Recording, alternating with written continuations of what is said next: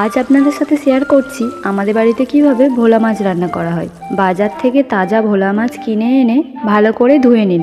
এবারে মাছগুলোতে নুন ও হলুদ মাখিয়ে সাইড করে রেখে দিন। আমাদের বাড়িতে সাধারণত দুইভাবে ভোলা মাছ রান্না করা হয়, একটা আলু দিয়ে আর একটা আলু ছাড়া। আজকে শুধু পেঁয়াজ, কাঁচা লঙ্কা, টমেটো ও ধনেপাতা দিয়ে রান্নাটি করেছিলাম। আর আপনাদের বাড়িতে কিভাবে রান্নাটি হয় অবশ্যই কমেন্ট করে জানাবেন। এবারে প্রথমেই কড়াইতে তেল গরম করে ধীরে ধীরে মাছগুলোকে দিয়ে কিছুটা সময় নিয়ে সুন্দর করে ভেজে নেব।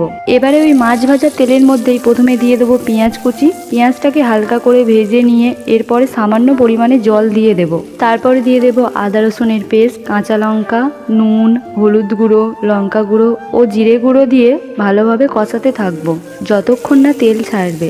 আর যখনই মশলা থেকে তেল ছেড়ে আসবে দিয়ে দিন পরিমাণ মতন জল।